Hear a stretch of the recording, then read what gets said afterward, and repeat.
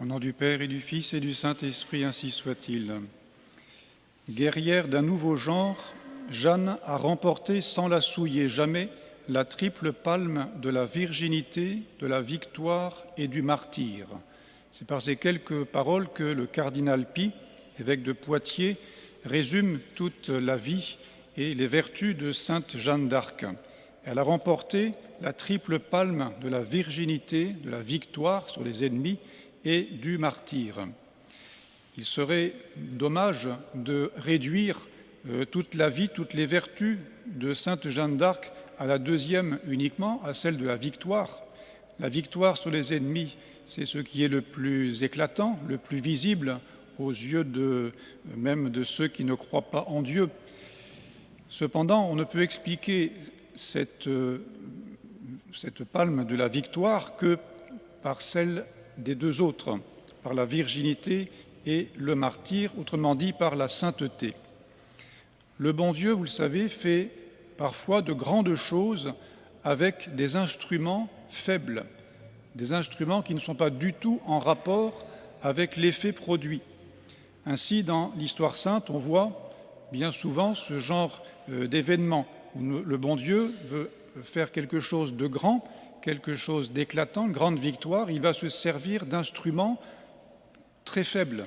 Par exemple, Judith, c'est rappelé dans la liturgie d'aujourd'hui, Esther, le roi David, qui était le petit dernier, même le roi Saül, qui était le dernier de la dernière famille de la tribu la plus méprisée. Donc le bon Dieu s'est complu à choisir vraiment le tout dernier pour faire de grandes choses.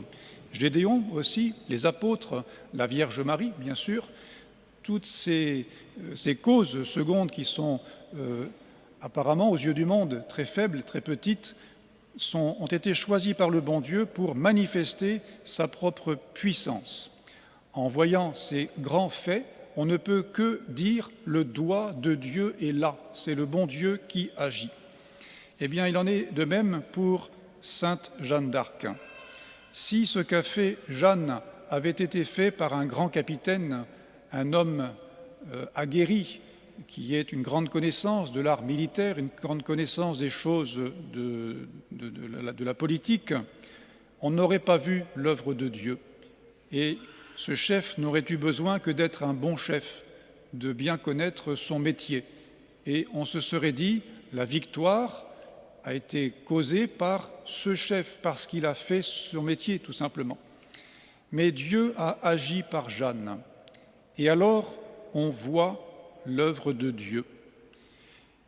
Et on sait aussi que si le bon Dieu utilise des causes qui sont faibles, des instruments faibles, il prend cependant des instruments droits. Le bon Dieu peut écrire droit avec des lignes courbes, il peut découper droit avec des ciseaux courbes, mais cela ne convient pas. Pour montrer la sagesse de Dieu, il convient que les instruments qui sont choisis par la providence soient eux-mêmes droits, éclatants, manifestent d'une certaine façon la sainteté de Dieu. Et c'est pourquoi sainte Jeanne d'Arc a dû être sainte. Elle a remporté la palme de la victoire, mais aussi la palme de la virginité et du martyre, c'est-à-dire de la sainteté personnelle poussée jusqu'à l'héroïsme. Comment sainte Jeanne d'Arc a-t-elle été sainte ? Quel a été son secret, le secret de sa sainteté? On peut y voir tout d'abord son éducation chrétienne. Elle le dira elle-même à ses juges, tout ce qu'elle a su en termes de catéchisme, elle l'a appris sur les genoux de sa mère. Ce sont généralement les mamans qui éduquent les saints. Donc tout d'abord son éducation chrétienne. Elle a laissé dans son village le souvenir d'une jeune fille pieuse, d'une jeune fille qui se confessait souvent, qui priait volontiers, une jeune fille qui était tout à fait pieuse selon son âge.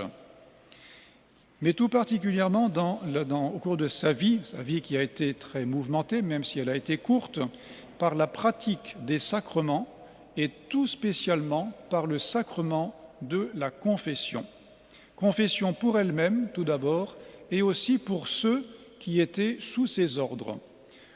On a beaucoup parlé de la vertu de chasteté, la virginité de Sainte Jeanne d'Arc. On a beaucoup parlé, on voit aussi toute la vigilance qu'elle a exercée sur tout ce qui aurait pu ternir la pureté de son âme. Eh bien, ce souci de pureté spirituelle que l'on peut remarquer dans sa vie, il faut le rapporter à cet amour, on pourrait presque dire une passion pour le sacrement de la confession fréquente. Et c'est cette pratique de la confession fréquente, et on peut même le dire très fréquente, qui est l'une des caractéristiques de sa vie spirituelle, de sa vie intérieure. Sainte Jeanne d'Arc n'a pas recherché, d'une façon plus particulière, les pénitences extérieures, mais elle a recherché d'une façon vraiment très précise le sacrement de pénitence. À certains moments, elle se confessait presque chaque jour. Et plus tard, lorsqu'elle sera en campagne, elle prend à son service un aumônier, on peut dire un aumônier militaire attitré, frère Paquerel, et elle se confessait habituellement tous les 2 jours. Tous les 2 jours. Et le jour de l'attaque des Tourelles, elle se confesse le matin, avant de partir au combat. Dans la journée, elle est blessée. Et elle savait que ça n'était pas mortel, qu'elle n'en mourrait pas, mais elle demande immédiatement son confesseur et elle se confesse une 2e fois dans la journée. Et il faut noter qu'elle s'était confessée aussi la veille. Et quand elle voyait arriver un religieux réputé pour sa sainteté, elle le faisait venir et elle se confessait volontiers à ce religieux. Donc une confession très fréquente pour elle-même. On pourrait se demander ce qu'elle pouvait dire en confession. Une personne, une jeune fille aussi sainte, aussi pure, aussi pieuse, aussi coutumière des voies du ciel, que pouvait-elle dire en confession? Tout simplement, les personnes qui se confessent plus souvent voient mieux les fautes qu'elles ont pu commettre. Et ceux qui ne se confessent que rarement, quelques fois dans l'année, ne peuvent pas comprendre cette délicatesse de conscience.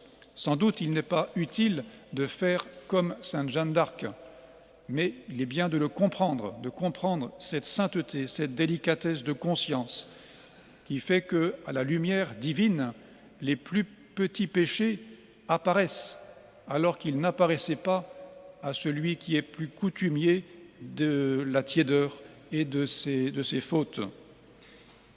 Et bien sûr, cette confession fréquente étonnait même ses juges qui lui en demandaient la raison. Et elle répondait « On ne saurait trop purifier sa conscience ». Et c'est grâce à cette confession qu'elle a obtenu une incomparable pureté de corps et d'âme, une grande sainteté. Et une sainteté tellement élevée qu'elle se communiquait à ceux qui étaient autour d'elle. Vous le savez, on donne souvent la comparaison, lorsqu'on met une pomme pourrie dans un panier de pommes saines, ce sont les pommes saines qui deviennent pourries. Eh bien, dans certains cas, c'est l'inverse qui se produit. Et c'est très rare, mais c'est le cas de notre Seigneur qui lui-même touche le lépreux et purifie le lépreux au lieu de devenir impur lui-même. Et ici, c'est Sainte Jeanne d'Arc qui, par sa pureté, par sa proximité avec Dieu, purifie ceux qui sont autour d'elle et finalement les fait devenir meilleurs par sa simple présence, par sa simple sainteté. Donc elle s'est confessée fréquemment, elle faisait très attention à ne pas offenser le bon Dieu et c'est finalement toute la vie chrétienne. Et puis aussi la confession pour les autres. Elle demandait aux soldats de confesser leurs péchés.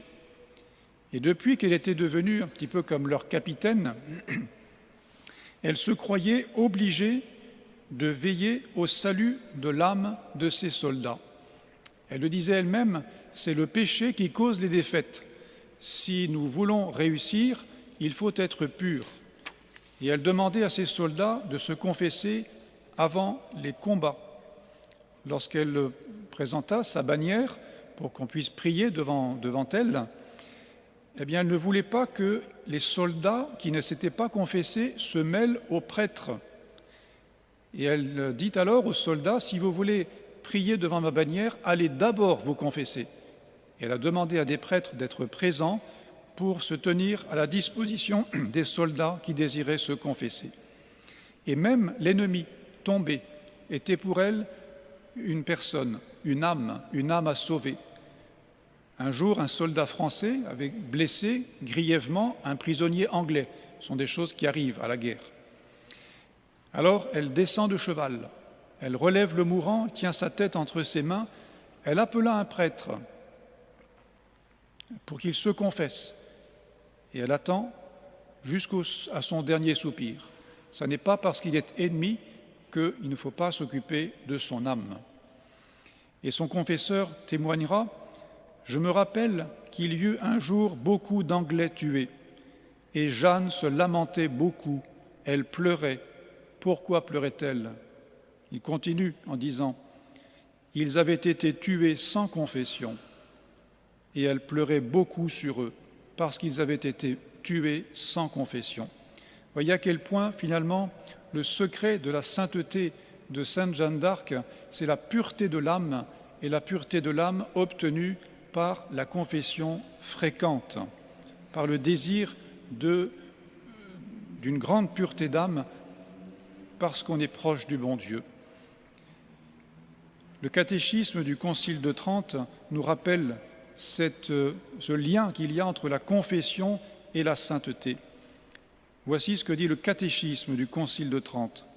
Tous les chrétiens, croyants et pratiquants, sont persuadés que tout ce qu'il a plu à la bonté de Dieu de conserver en ce temps-ci dans son Église, de sainteté, de piété et de religion, on le doit en grande partie à la confession.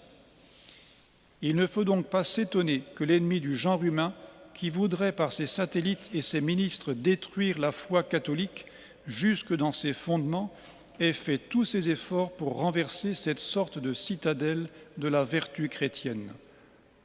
Bien des années avant le Concile de Trente, Sainte Jeanne d'Arc avait compris cette grande vérité.